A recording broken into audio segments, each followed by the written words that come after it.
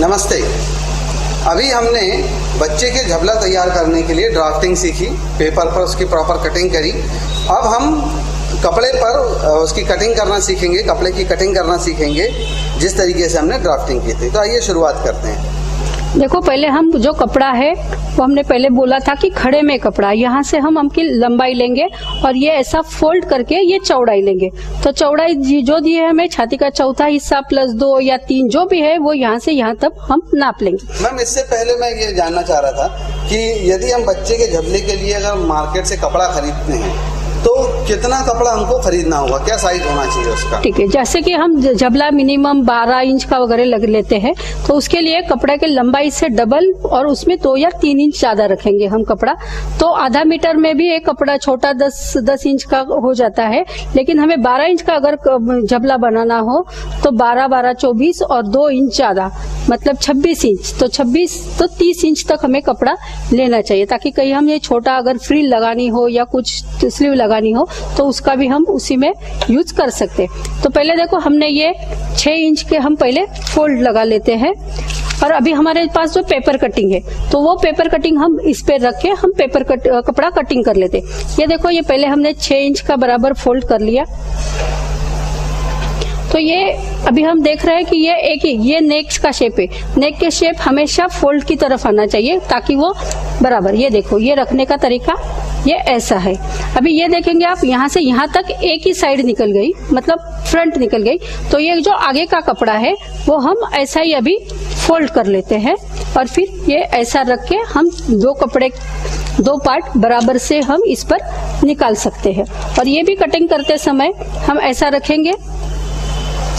तो ये क्या है, ये 4 फोल्ड में? 4 फोल्ड। तो फिर ये कपड़े का हमने तो 1/4 ही हिस्सा रखा है ना कटिंग का, तो काटते समय हम ऐसा काटते हैं। फिर वो अच्छा, इसीलिए आप बोल रहे थे कि चौड़ाई का छाती का चौथा प्लस 2 इंच, तो ये हमने उतना लिया था। अभी ये हमने 4 हिस्से इसके बना लिए हैं।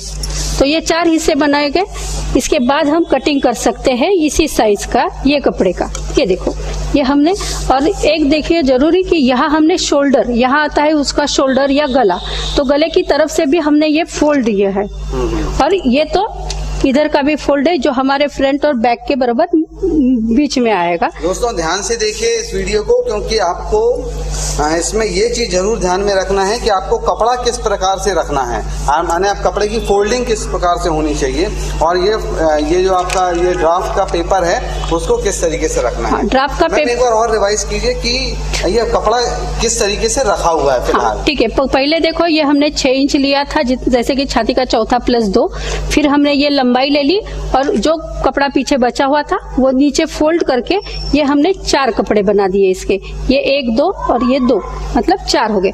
और फिर उसको हम लेंगे यहाँ फोल्ड, जो कि हमने नेक का शेप 0 लिया था, वो 0 से 1 यहाँ तक हम फोल्ड रखेंगे और ये कपड़े के ऊपर भी हम ऐसा ही रखेंगे और फिर सेम शेप में हम वो कपड़ा काट लेंगे। अभी हम इसको काट लेते हैं।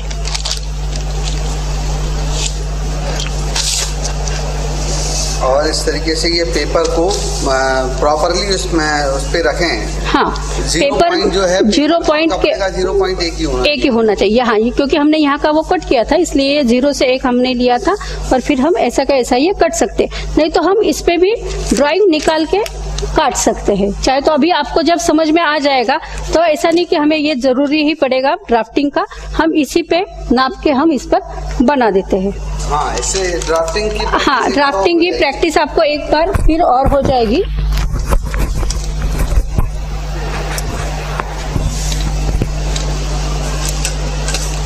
ये देखो, मैं फिर से बता देती हूँ आपको, चाहे तो ये अपना कपड़ा ऐसा पकड़ ले, फिर यहाँ से जो हमें 6 इंच लेना था वो हमने 6 इंच ले लिया। यहाँ से पूरा करके यहाँ तक पूरा 6 इंच हम फोल्ड बना देंगे उसका।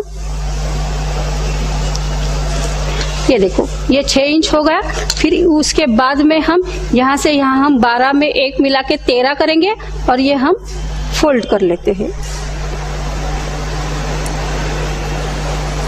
ये फोल्ड कर दिया। अब सब एक साथ हम कपड़े कर लेते हैं। ये देखो, इसके बाद यहाँ हमारा आ गया 0 to 1। फिर हमने यहाँ से वो 1 इंच नीचे लिया था, फिर यहाँ से हमने वो 4 इंच हाथ के लिए लिया था, हाँ, ये सेम वही हाँ रिवीजन। सेम वही रिवीजन भी हो गई। अगर आपको अभी मालूम है एक बार, तो पहले थोड़े देर तक आप कर सकते हैं पेपर कटिंग, लेकिन डायरेक्टली भी अगर आपको कपड़े पे करना है तो आप ऐसा कर सकते हैं। ये देखो, ये हो गया हमारे हाथ के लिए। फिर हमने ये 1 इंच गले के लिए लिया, यहाँ से लिए हमने वो 2 इंच शोल्डर का लिया था। हाँ, और अभी हम ऐसा अच्छा हो गया। तो ऐसा ही जरूरी नहीं कि हम बार बार करें। छोटे बच्चे का है तो हमें समझ में आ जाएगा, उसमें उतनी तकलीफ ही नहीं, तो हम वो कर सकते हैं। ये देखो, अभी हम इसका कटिंग कर लेते। कटिंग करते समय कपड़े पर हाथ रखे, ना कि कपड़ा ऐसा उठाए। कपड़े को बाजू में हाथ रखे। हम कटिंग में सारे कपड़े काट रहे हैं नीचे से? हाँ, सारे कपड़े, हम चारों कपड़े काटते हैं। ये देखो, ये कट गया। और जहाँ ये छोटे छोटे पॉइंट आते हैं वहाँ हम कैंची का सिर्फ अगला हिस्सा ही उपयोग करेंगे। तो ये देखो, ये एक निकल गया। अब यहाँ से हम सीधा नीचे तक काट लेंगे जहाँ तक हमारी लंबाई है।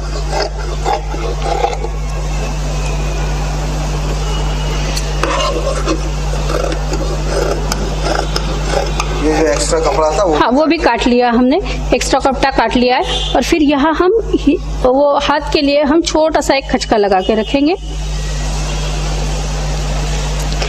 और देखो, ये ध्यान में रखें, इतना होने के बाद जो हमें गले की पट्टी निकालनी है उसके लिए भी हम कपड़ा ऐसा ही करेंगे। सिर्फ इसकी लंबाई जो हमने 12 से 13 इंच ली थी, तो उसके लिए सिर्फ 3 इंच लेंगे, क्योंकि ये नीचे का 2 इंच और ऊपर का कटा हुआ 1 इंच। ऐसे बना के हम ये 3 इंच और ये पूरा 6 इंच ऐसी पट्टी निकालेंगे। उसके लिए भी हम सेम करेंगे। ये देखो, ये किनार से हम यहाँ तक 6 इंच ले लेते हैं। ये हो गया। फिर यहाँ से हम 3 इंच फोल्ड करेंगे। ये होगा, ये भी कपड़े 4 हो गए। ये सारे जो आप नाप बोल रहे हो वो एक्चुअली हमें मीटर वो स्केल से करना चाहिए? हाँ, एक्चुअल स्केल से करना चाहिए। ये हम ऐसा नाप के ले सकते हैं, नहीं तो हमारे ये जो है, ये कपड़ा हमने काट लिया है उसी के हिसाब से। ये देखो, अभी ये हमें ध्यान में रखना है, यहाँ फोल्ड है, यहाँ भी फोल्ड है, और ये ऊपर शोल्डर का फोल्ड है। ये रखते समय हम ऐसा रखेंगे इसको, ताकि वो बराबर उसी शेप में कट जाएगा। आप मार्किंग कर लो।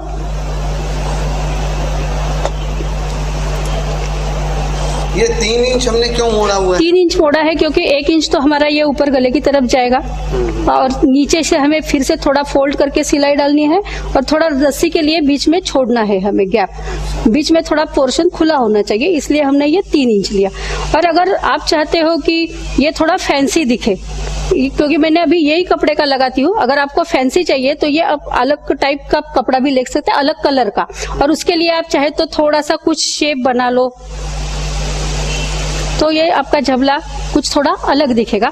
तो ये पट्टी काटते समय हम थोड़ी बड़ी लेंगे, 3 इंच के बजाय 4-5 इंच लेंगे। उसको आपको जो भी शेप चाहिए, कोलैप्स के जैसा, राउंड के जैसा या ट्रायंगल के जैसा, फिर वो पट्टी अंदर से लगा के बाहर निकालनी पड़ेगी।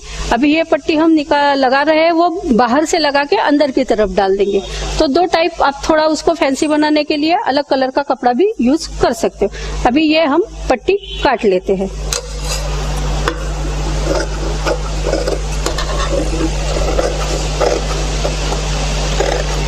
कैंची का सही तरीके से उपयोग करें। हाँ, क्योंकि वो इधर उधर कट जाना नहीं चाहिए। अभी ये देखो, ये बराबर, और ये तो पूरी सावधानी से लगाना है, हमें काटना है, क्योंकि उसका और इसका नेक दोनों एक जैसे आने चाहिए। ये देखो। अच्छा मैम, एक बात बताएं कि ये अभी तो बहुत सारे ये कटे हुए कपड़े हो गए हैं, एक ये हो गया, एक ये हो गया, ये नहीं, आप कैसे पहचानेंगे कि किसका क्या उपयोग है? नहीं, देखो, ये जो है ये हमने गले के लिए प्रॉपरली काटा है। ये देखो, गले के लिए लगा, ये हमारा वेस्टेज पीस है वैसे, क्योंकि ये गले के नेक का शेप हम काट देते हैं, तो ये वेस्टेज है। तो ये 2 पट्टी हमें जरूरी है। बाद में हम एक रस्सी बनाएंगे और इसमें से वो डाल देंगे। तो इसके लिए हमें ये 2 तो इम्पोर्टेंट है। यहाँ ये जो हाथ का आता है हिस्सा, वहाँ चाहे तो आप एक छोटी पट्टी लगा सकते हो, या उसे थोड़ा मोड़ सकते हो, या लेस भी लगा सकते हो। अगर यहाँ और नीचे बॉर्डर पे भी आपने लेस लगाया तो और भी अच्छा दिख सकता है। तो इसके लिए भी हम एक छोटी पट्टी, ये तो हमने इस बीच में से काटा ही है, वो भी 4 इंच का है, ये भी 4 इंच का है। तो हम यही पट्टी के 2 हिस्से करके छोटी सी एक पट्टी बाजू में हाथ के लिए लगा लेंगे। ये देखो, वो अंदर की तरफ बाहर से लगा के अंदर की तरफ हम मोड़ देंगे। और अगर वो फैंसी वाला है तो फिर उसी दूसरे टाइप की पट्टी हम यहाँ ले लेंगे और उसको लगाएंगे। तो इस वीडियो में इतना ही दोस्तों। ये ड्राफ्टिंग और कटिंग के बाद अगले वीडियो में हम इसी कपड़े की सिलाई करेंगे और एक अच्छा सा झबला आप लोगों के लिए बनाकर दिखाएंगे। धन्यवाद।